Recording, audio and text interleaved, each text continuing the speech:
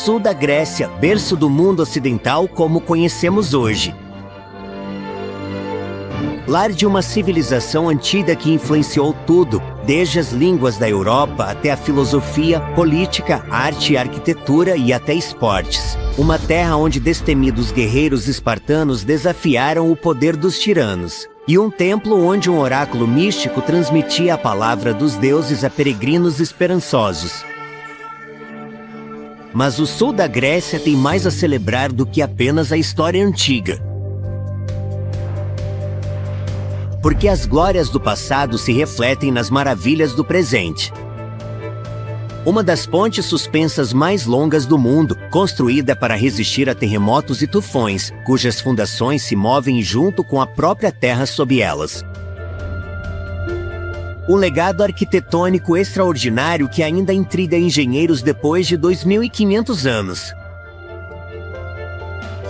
Onde uma corrida realizada para comemorar uma batalha antiga inspirou o mais popular de todos os esportes, e 2 estádios lendários inspirariam o maior espetáculo atlético do mundo, os Jogos Olímpicos.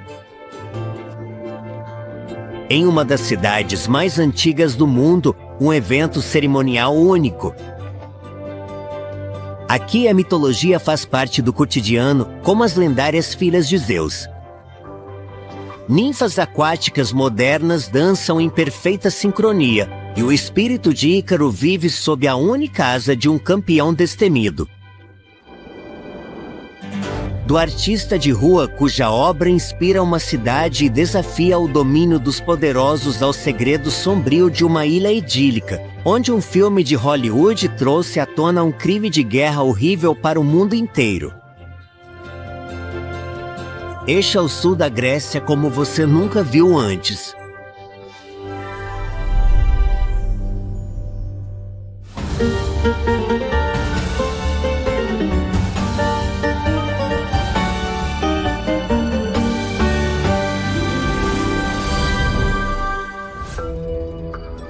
A história da civilização ocidental começa na Grécia Antiga, e foi aqui no sul que o primeiro capítulo dessa história foi escrito.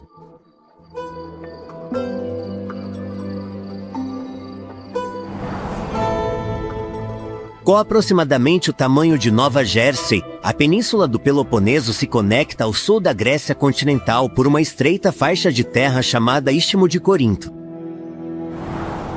Há 3.000 anos antes de as cidades-estado da Grécia serem unificadas, esta era a fortaleza da civilização micênica. Aqui no nordeste da península está o monumento mais conhecido daquela época, a antiga cidadela de Micenas.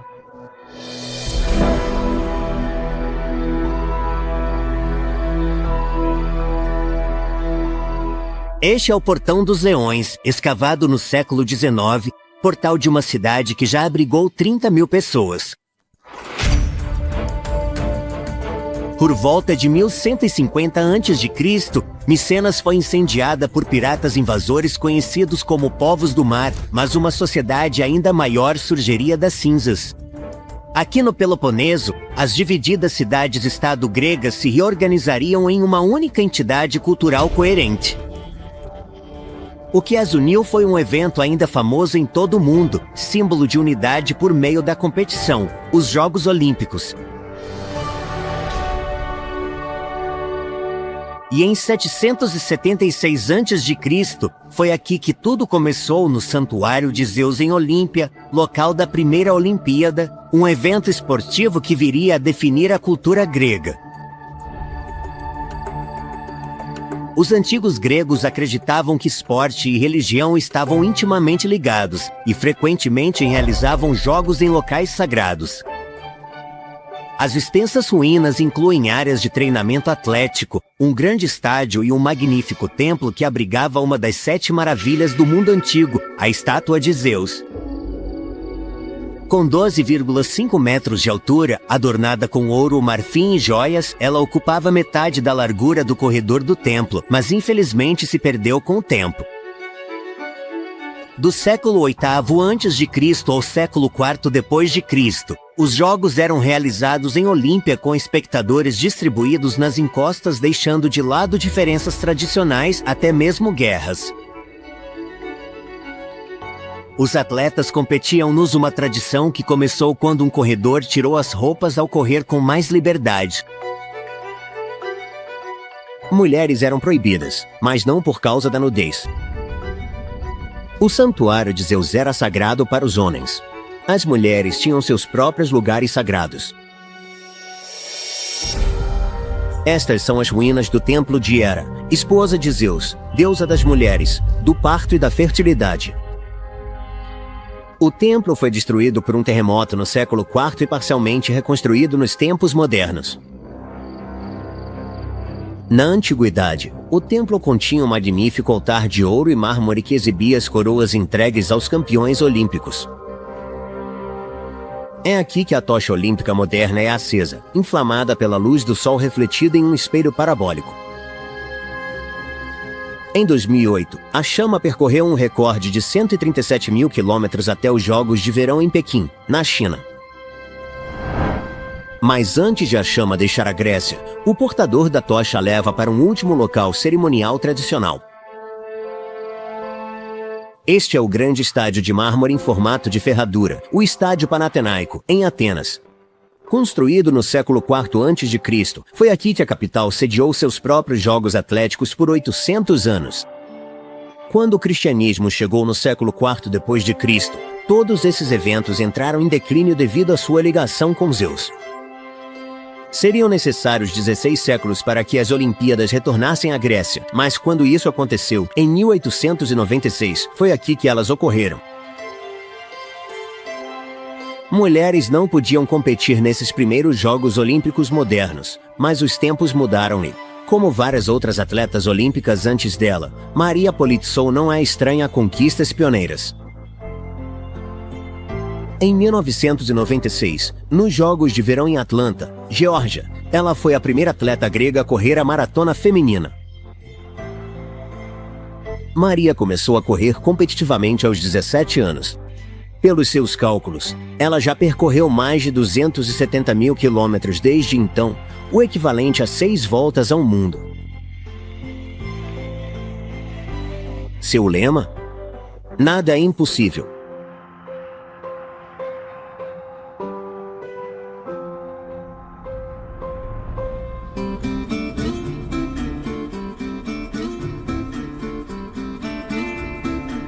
Milhares de pés bem amortecidos batem nas ruas de Atenas na etapa final de uma corrida lendária. Esta é a maratona anual da cidade, não apenas um evento esportivo, mas também uma comemoração de um dos acontecimentos mais históricos da história grega. Em 490 a.C., um exército ateniense de 10 mil homens derrotou as poderosas forças invasoras persas do rei Dário em Maratona, a 42 quilômetros a leste de Atenas, salvando a capital de uma destruição quase certa. O triunfo grego mudaria o curso da história da humanidade, preservando um ideal precioso que os atenienses chamavam de democracia, ou governo do povo. Esse borrão de ferro e vidro representa Fidípides, um soldado ateniense que correu sem parar de maratona até Atenas, trazendo a notícia da vitória e dando nome ao evento moderno. Hoje, a maratona é um dos esportes mais populares do mundo. Só nos Estados Unidos, são realizadas 1.100 corridas por ano, além de milhares de eventos ao redor do mundo, do Polo Norte à Grande Muralha da China, todos seguindo os passos de uma lenda ateniense.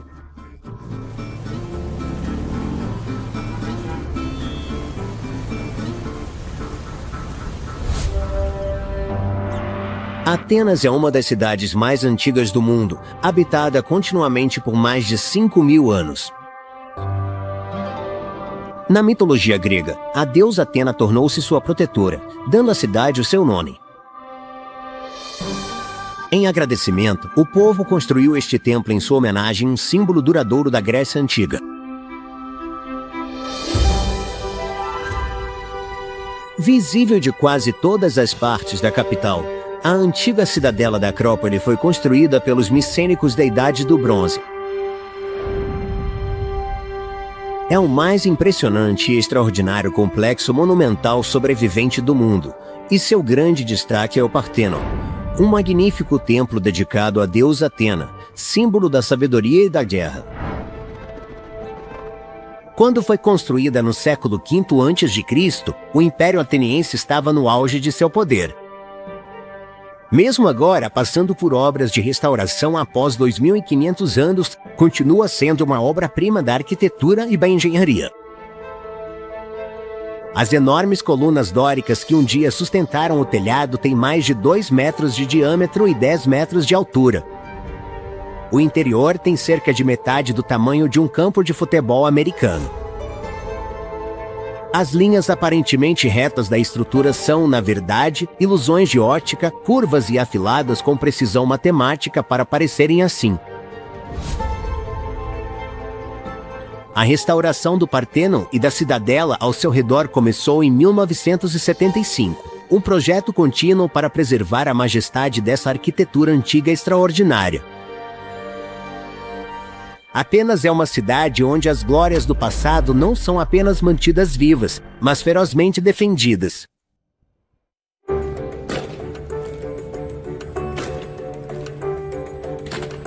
Todos os domingos às 11 horas, multidões se reúnem na Praça Sintagma, em Atenas, para assistir a um evento cerimonial único.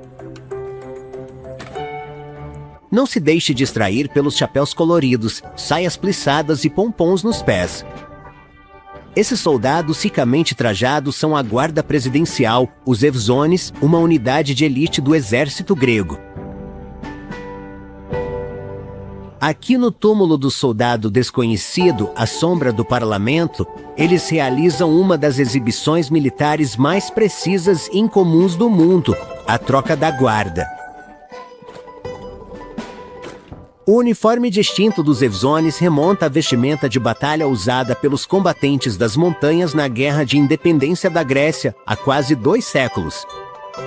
E essa cerimônia, coordenada com precisão, é carregada de significado histórico. O tassel preto na ponta do sapato esconde uma lâmina de chute para combate corpo a corpo com os inimigos da liberdade grega. A saia tem 400 pregas, uma para cada ano da ocupação turca do século XV ao XIX. O chapéu vermelho simboliza o sangue daqueles que caíram em batalha. Trocando de posição a cada 15 minutos, os guardas pontuam sua marcha característica batendo os pés no chão, avisando aos heróis mortos que os Evzones estão sempre de plantão, protegendo sua honra. A fortaleza deles é lendária. Em 2001, quando o manifestante lançou um coquetel Molotov e incendiou uma guarita de madeira, o Evzone de serviço se recusou a se mover até receber ordem de seu oficial.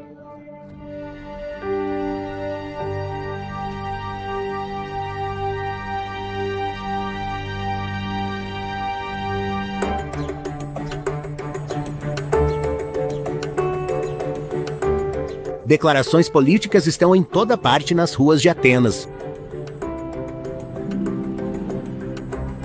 O grafite, da palavra grega graphe, que significa escrever, é uma característica dos prédios da cidade desde os tempos antigos, quando slogans eram entalhados nas paredes de pedra. O artista grego Ino começou sua carreira como grafiteiro há 20 anos.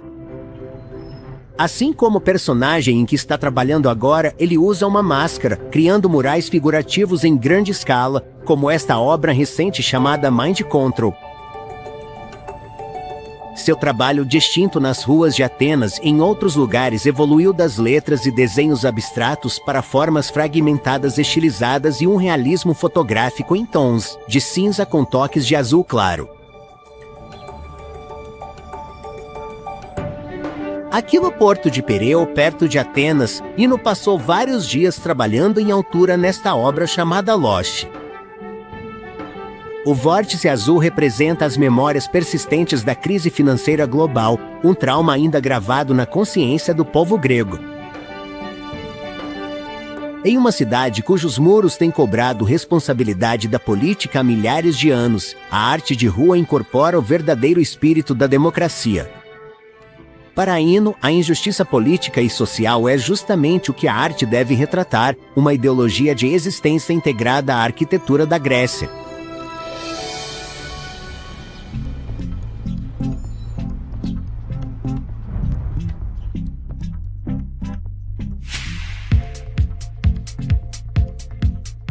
O simbolismo e as conexões inesperadas estão por toda parte na cultura grega.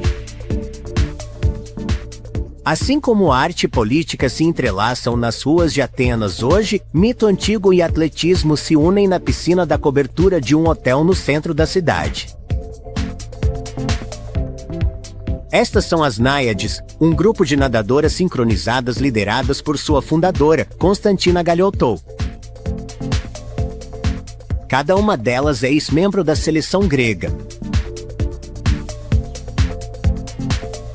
Elas tiram seu nome das ninfas da água da mitologia, espíritos femininos que, com sua graça, protegiam os riachos e rios da Grécia Antiga. As Náiades eram as maiores entre as ninfas da água, consideradas filhas do próprio Zeus, o nome apropriado para essa equipe de 6 mulheres, todas nadadoras profissionais no auge de suas carreiras.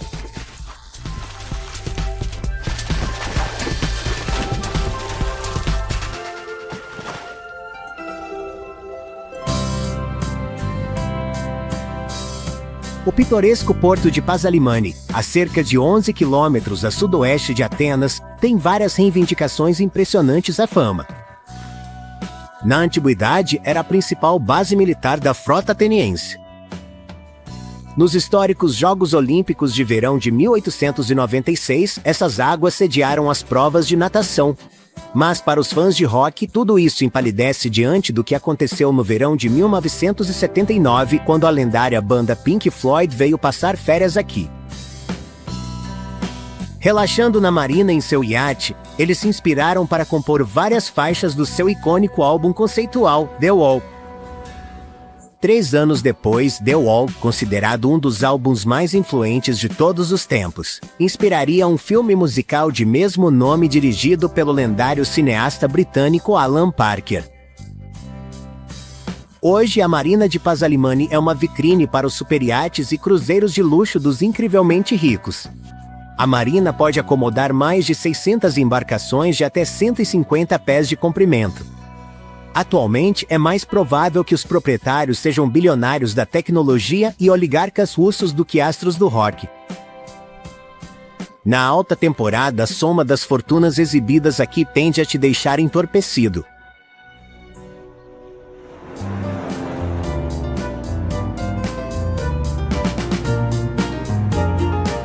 Esse curioso comboio de veículos cruzando a represa de Maratona, na Ática, é uma pequena vitrine da contribuição da Grécia para a indústria automobilística.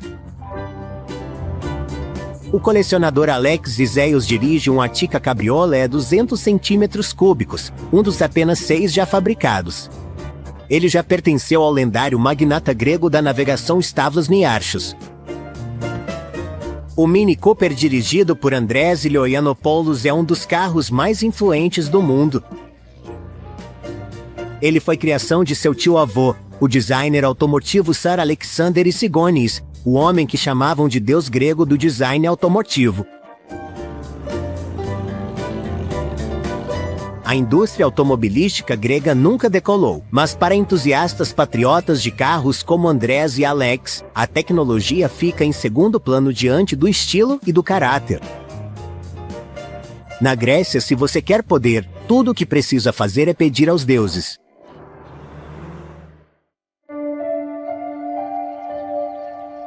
Na antiguidade, Delfos, nas encostas do Monte Parnaso com vista para o Golfo de Corinto, era considerado o centro místico do mundo.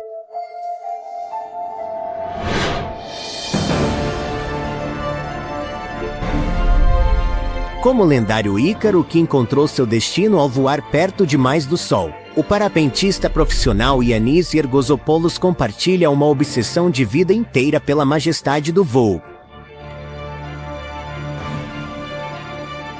Ao contrário de seu predecessor mitológico, porém, Ianis toma cuidado para manter sua altitude sob controle enquanto sobrevoa Delfos. Desde 2013, ele faz parte da equipe nacional grega de parapente, conquistando uma série de medalhas internacionais. O parapente é um esporte potencialmente perigoso, mas a adrenalina que Ianis sente ao planar a milhares de metros do chão faz parte da emoção.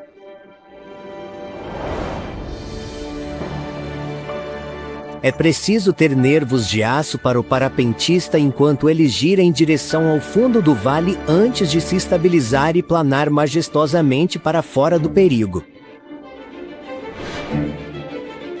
Se ao menos Ícaro tivesse pensado nisso.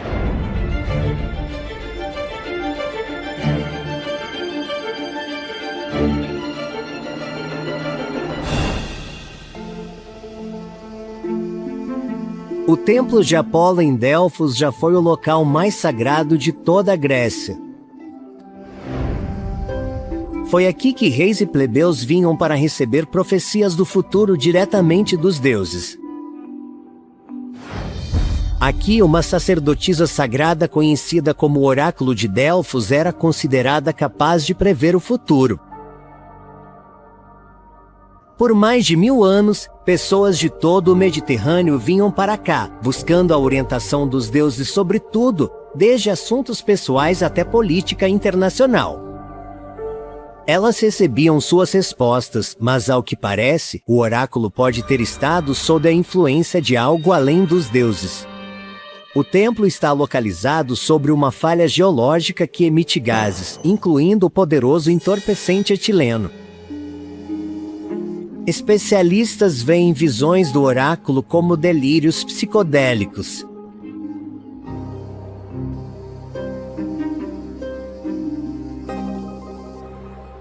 A localização da Grécia em várias falhas tectônicas fez com que gregos se tornassem habilidosos em lidar com mudanças do solo. E não só do solo. A ponte Rio Antírio, projetada por Santiago Calatrava, cruza o Golfo de Corinto, conectando o norte do Peloponeso ao continente grego. Com 2,9 quilômetros, é a ponte estaiada totalmente suspensa mais longa do mundo. O estresse tectônico nessa região expande o Golfo em cerca de 3 centímetros por ano. Para compensar, os pilares não são enterrados no leito do mar, mas repousam sobre uma camada de cascalho construída, permitindo que se movam com a expansão do Golfo. É uma façanha de engenharia que permite à ponte absorver a energia de um terremoto. Ao substituir uma travessia que antes só era possível de balsa, o que frequentemente causava atrasos e dependia das condições climáticas, a ponte melhorou dramaticamente o acesso ao norte do Peloponeso, tornando o deslocamento entre as regiões mais rápido, seguro e eficiente. Funcionalidade e forma são muito importantes em projetos de infraestrutura como este, pois garantem tanto a utilidade quanto a integração com o ambiente. Mas isso, sendo a Grécia, o que realmente conta é a beleza. Como disse o colega designer de Calatrava, Daniel Libeskind, a arquitetura não se baseia em concreto, aço e nos elementos do solo. Ela se baseia no encantamento. À noite, essa obra-prima da engenharia moderna adquire uma qualidade onírica, com suas iluminações alaranjadas refletidas nas águas do Golfo e seus majestosos pilares banhados por luz azul. Quase 10.000 veículos atravessam a ponte diariamente, mas à noite, alguns moradores locais atravessam só pela paz interior que a ponte proporciona. Na alma da arquitetura grega, a forma é mais importante do que a função.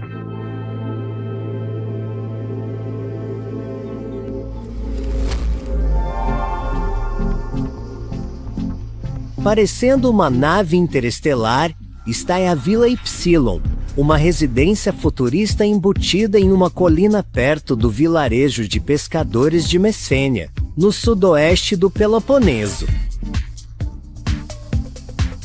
Cercada por olivais, esta luxuosa casa de verão foi projetada por este homem, o arquiteto Tel Sarantoglu Lalis, e pré-fabricada fora do local.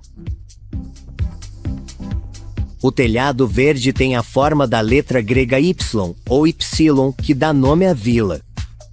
O interior luxuoso com planta aberta, 3 quartos e 3 pátios se conecta perfeitamente ao terraço, onde Tel pode desfrutar de vistas panorâmicas espetaculares.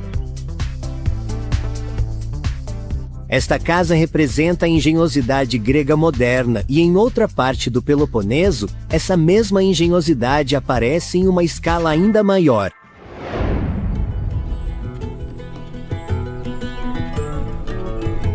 O Peloponeso é uma península, não uma ilha.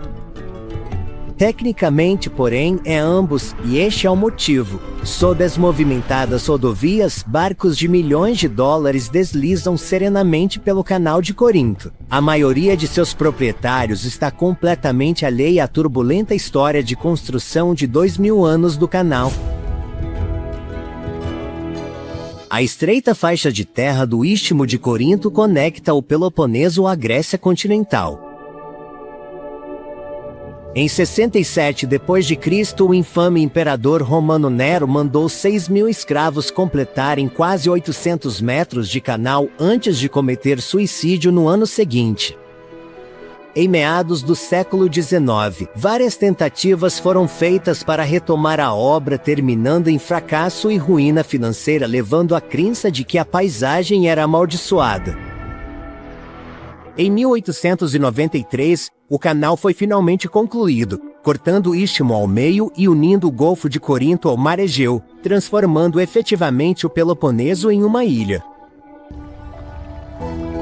Com 4 milhas de extensão e ladeado por paredes que se erguem a 170 pés, é uma maravilha da engenharia que levou 20 séculos para ser realizada.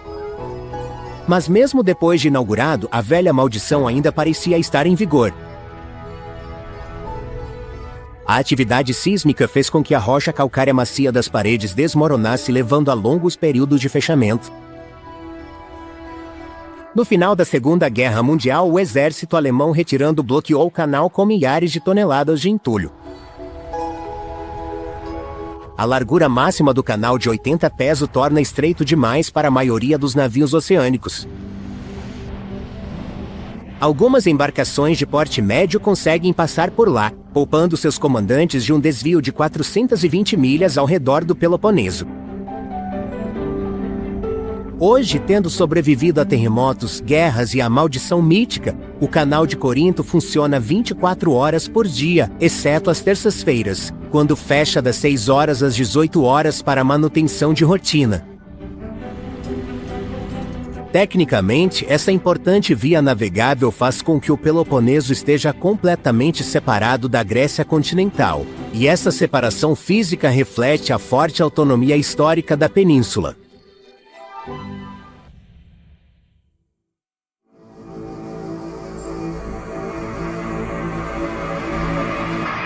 Perto da moderna cidade peloponésia de Esparta estão as ruínas do que já foi a mais poderosa cidade-estado da Grécia Antiga. Nas palavras de Gerard Butler, como Leônidas no filme de ação 300, de 2007, isto é Esparta, famosamente. É verdade que não há muito o que ver, isso porque os espartanos, a principal potência militar da Grécia do século VII ao IV a.C., eram guerreiros, não construtores. Como disse certa vez o historiador grego antigo Tucídides, se a população de Esparta de repente abandonasse a cidade e então estrangeiros chegassem, eles não acreditariam que esta foi a cidade mais poderosa de toda a Grécia. O legado de Esparta foi construído em incontáveis batalhas, mas uma se destaca acima de todas as outras.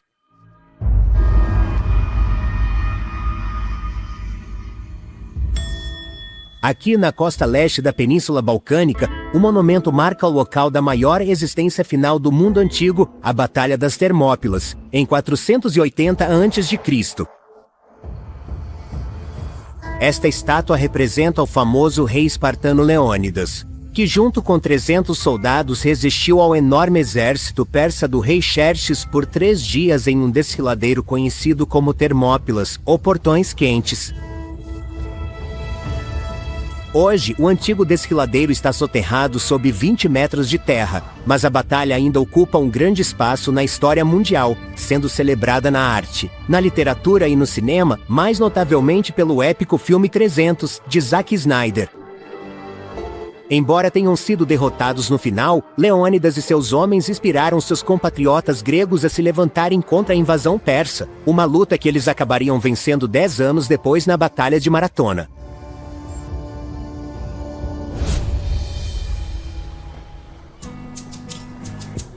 Esta é a ilha de Hidra, no leste do Peloponeso, com uma população de 3.000 habitantes.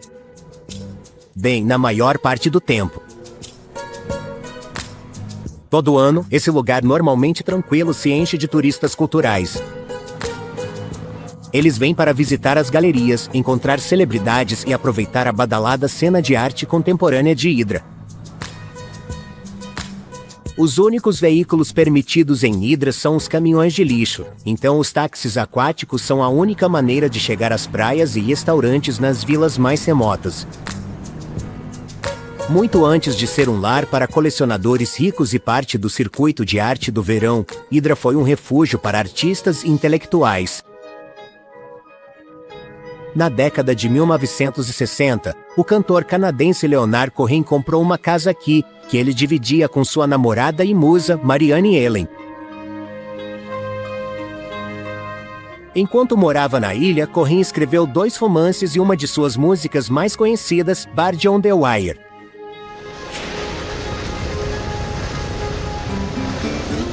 Não é grande nem amarelo, mas é um táxi. Este é o Naso, operado pelo capitão de mar Manos Loldaros, um dos últimos táxis aquáticos originais de Hidra. Hoje ele está buscando turistas em uma igreja remota de uma das pequenas ilhas de Hidra. Manos descreve seu táxi como uma gôndola veneziana. É muito mais rápido e manobrável do que os barcos modernos. É ideal para levar hóspedes às enseadas escondidas, vilarejos e pequenas ilhas da costa de Hidra.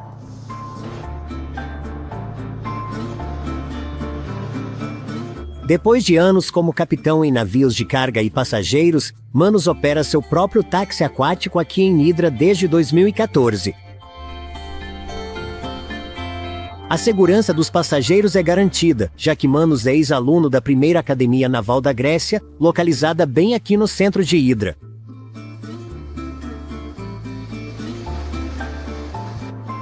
Fundada em 1749, a academia já formou 2.800 capitães.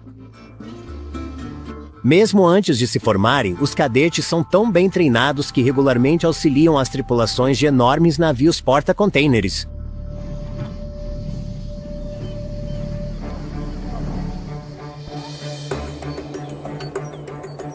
Você já se perguntou como seria caminhar nos passos de um deus?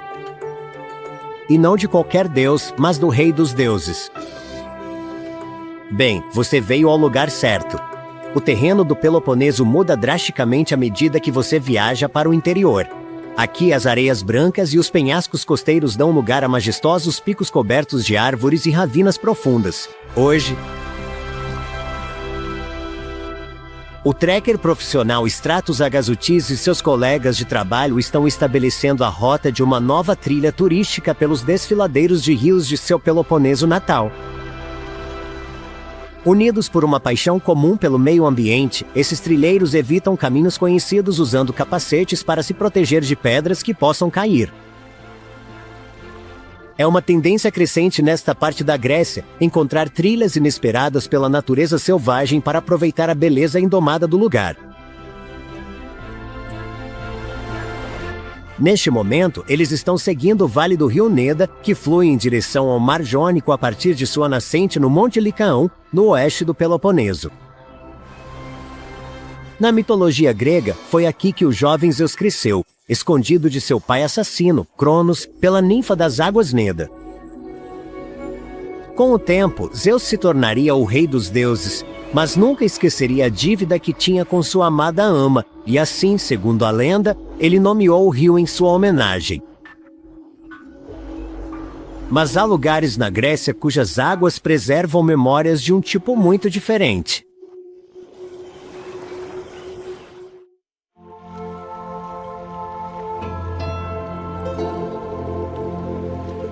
Na costa da Lacônia, no sul do Peloponeso, encontram-se os restos submersos de uma cidade que se acredita ter sido habitada desde a Idade do Bronze, por volta de 2800 a.C.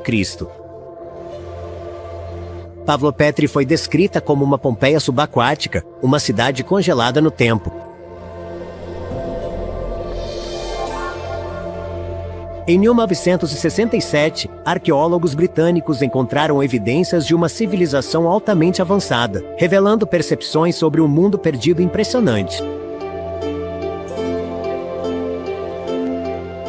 Mais recentemente, Pavlopetri tem sido objeto de novas pesquisas, utilizando robôs e mapeamento 3D para revelar um traçado que não apenas sobreviveu a séculos de erosão, mas que se assemelha à planta de uma cidade moderna. Até agora, pelo menos 15 grandes edifícios foram identificados. Algumas são casas de 2 andares com grandes pátios, quartos no andar de cima com vista para o mar e banheiros com descarga. Pavlopetri era uma cidade portuária com ligações comerciais por todo o Mediterrâneo. Ela prosperou aqui por 2000 anos, durante uma época que testemunhou o nascimento da civilização ocidental e a mítica Guerra de Troia da Odisseia de Homero. Por volta de 1000 a.C., uma série de 3 terremotos poderosos deslocou a rocha sobre a qual Pavlopetri foi construída, afundando toda a cidade sob o mar. Hoje é uma percepção notável sobre a própria base do nosso modo de vida.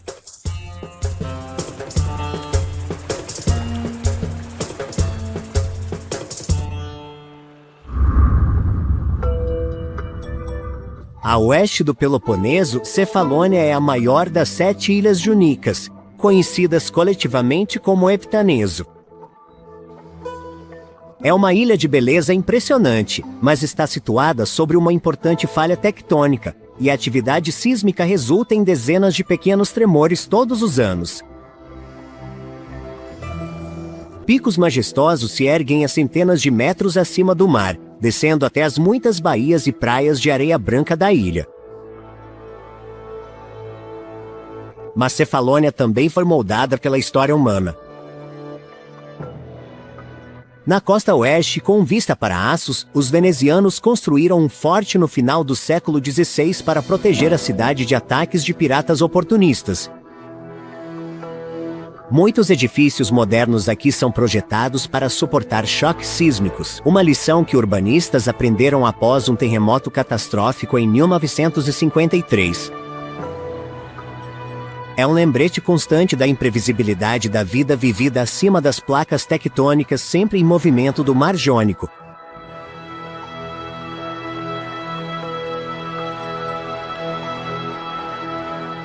Cefalônia continua sendo um destino especialmente popular entre turistas italianos, atraídos não só por essa paisagem idílica e pelas águas azuis de tirar o fôlego, mas por um motivo completamente diferente. Eles vêm para lembrar as vítimas de um massacre. Durante a Segunda Guerra Mundial, as Ilhas Junicas foram ocupadas por forças italianas. Em 1943, cerca de 12.000 soldados da divisão aqui italiana estavam estacionados aqui em Cefalônia. Mas quando a Itália mudou de lado na guerra, a guarnição se viu enfrentando seus antigos aliados alemães. Com pouca munição e percebendo que a derrota era inevitável, os comandantes italianos negociaram uma rendição. Mas os alemães se vingaram de forma terrível, ordenando a execução em massa de 5.000 soldados italianos desarmados a sangue frio. Perdida na névoa da guerra, a atrocidade permaneceu desconhecida do resto do mundo até 2001, quando o filme O Bandolim do Capitão Corelli mais uma vez trouxe a atrocidade à tona. O filme, estrelado por Nicolas Cage e Penélope Cruz, foi totalmente gravado aqui na ilha. A cena comovente que retrata o massacre de Cefalônia foi filmada aqui, na bela vila em ruínas de Old Vlachata.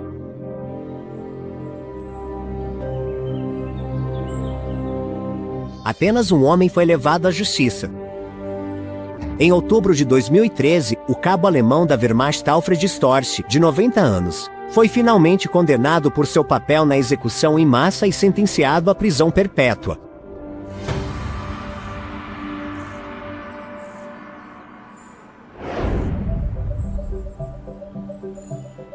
Aninhada em um vale no norte do Peloponeso está a pacata aldeia de Kalavrita. À primeira vista, ela parece como qualquer outra vila montanhosa grega, exceto pelo fato de ser o destino final de uma jornada notável.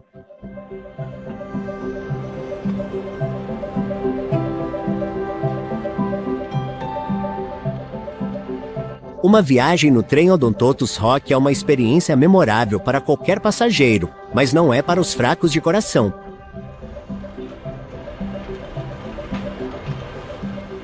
Milhões de toneladas de rocha parecem penduradas acima dos trilhos, suspensas impossivelmente, esperando para esmagar os vagões. O trem avança lentamente por clareiras escavadas na montanha. Às vezes, parece que mal há espaço suficiente para passar.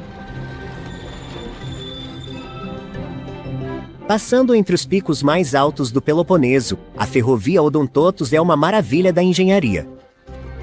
Ela percorre um caminho que parece ter sido formado pela própria Mãe Natureza.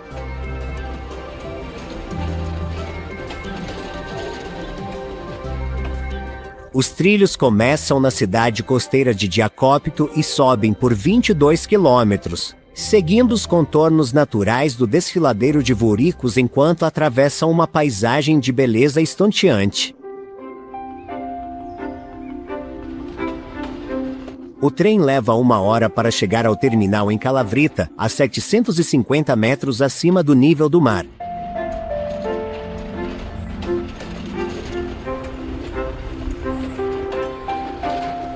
A construção da linha começou em 1889. Apesar do enorme desafio técnico, considerou-se que era uma opção melhor do que construir uma estrada pelo mesmo terreno. O primeiro obstáculo enfrentado pelos engenheiros foi o espaço limitado. Havia espaço apenas para um único trilho e ele precisava ser extremamente estreito. Com apenas 75 centímetros de largura, é a ferrovia de bitola mais estreita do mundo.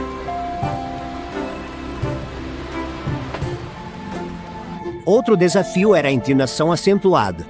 Para evitar que as rodas do trem deslizassem na subida íngreme, os engenheiros construíram um trilho especial dentado no meio da linha. Uma roda dentada sob a locomotiva se encaixa nesse trilho, proporcionando estabilidade e aderência para a subida íngreme.